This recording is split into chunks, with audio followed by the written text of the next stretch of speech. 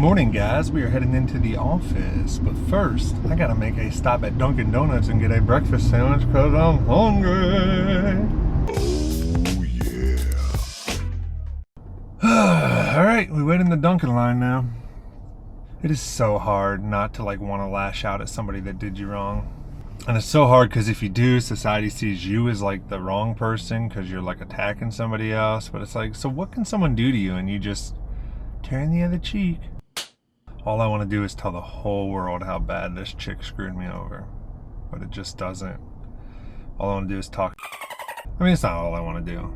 I'm just saying it's part because I'm upset. But so you can't really do it. You just got to move on, and everybody acts like nothing happened, and nobody talks about it. And although I guess that's the story of Becca to begin with. Never talk about it. About anything. God, I can't believe I gave her 5 years of my life. I don't even know if she ever loved me, honestly. And I know I'm just saying that stuff now because we're broken up, but really this whole thing just made me look back on our relationship and realize all the little signs, all the little flags. The woman never complimented me. She never, anything from my looks to my parenting skills to me being never told me I was good at anything, never. She wasn't mean to me either. She didn't sit there and call me ugly or say I was a horrible father or anything like that. But she also never told me anything good, ever. I tell her all the time, oh, you're a great cook, you're a great mom, you're a great this, you're a wonderful wife. And I know I'm just right now, but hey, I can't help it, dude. I don't know what people want you to do. I don't know how people want you to deal and process if you can't talk about it. This thing just me, man. I'm okay. It was rough, very rough at the beginning because I had no idea what was going on. At the time, I didn't know this. It was Becca doing all this. I thought it was her parents or something, like I said, or a random person. Then I find out it's Becca. Anyways, I'm done talking about it though. Life is good. My time with Tanner has been great. Through all of the darkness of it, there's been so much light. Like I said, it made me realize how much I let Becca just put me down in a sense. And again, not that she did so actively, but just her lack of actions or lack of words, I guess would be the appropriate. But there's lots of good, man. Like I said, I realized that, and I realized I don't want to waste my life with someone like that. I would rather be single the rest of my life than be with someone that is not perfect for me going forward. And I don't care what the chances are. I don't care if my standards are too high. I don't care about none of that. I am happy being single the rest of my life.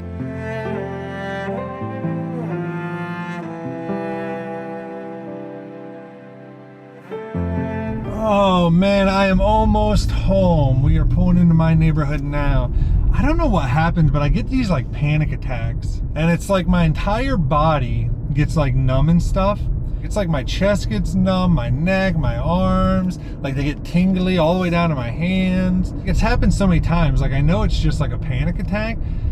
And mentally I'm okay, it's a panic attack, but I still can't stop my body from reacting to it seems, or whatever. We're almost home. Get out of this dang car. Maybe take some ibuprofen, get this shoulder to get the inflammation down a bit. That'll probably help. I don't know. But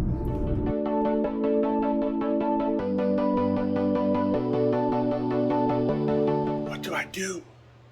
How do I keep fighting?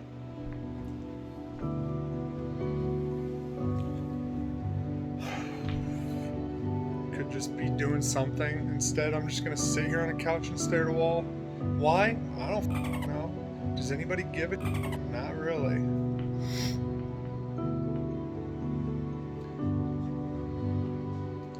What the happened today? I was fine.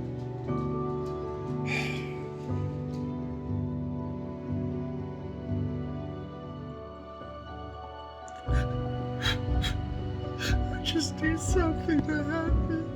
I just need something to happen.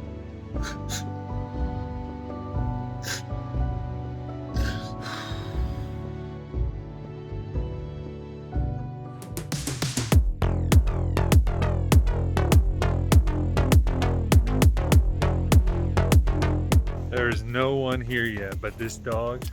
What is it, Bandit? What are you looking for?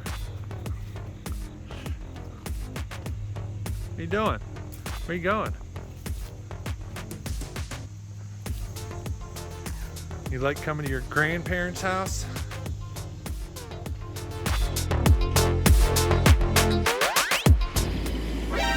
Are they gonna run me over? Run! I think they...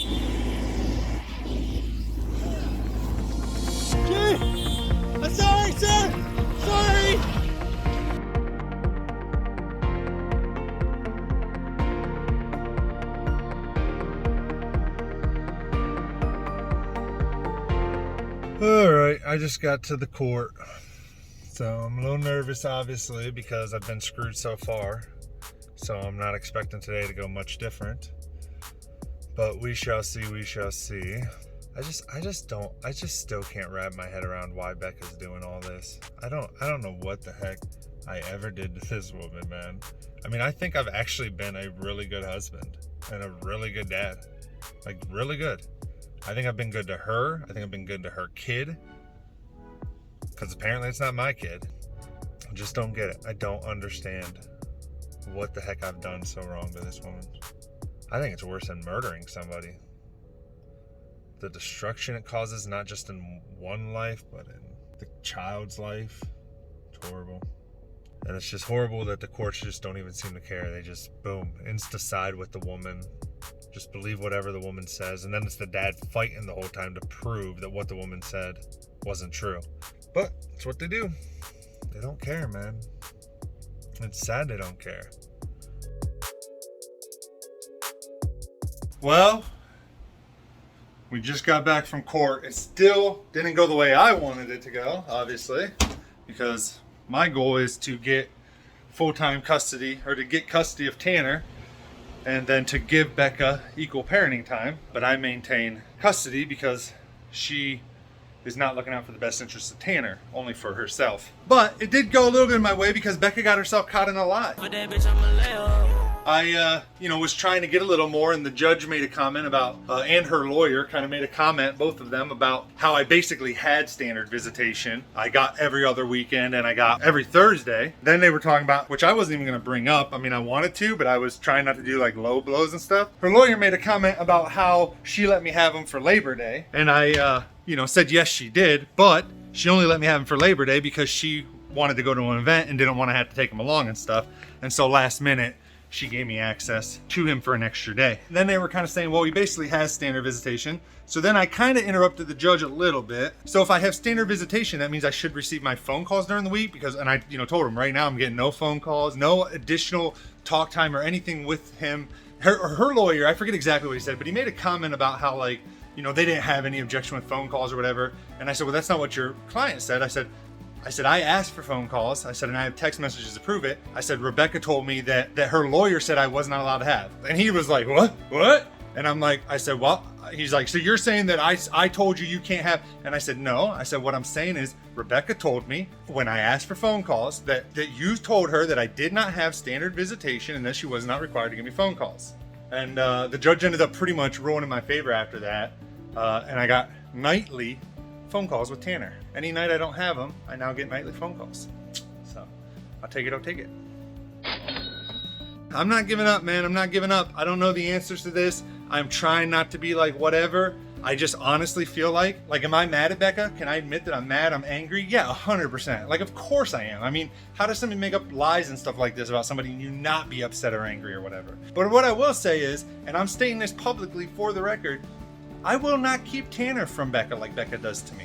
I will not do it. Even if I am angry, even if I am mad, I will still give her as much time as she wants with Tanner, as long as I'm receiving equal time. And I'll work whatever schedule. I'll do I have no issues with any of that.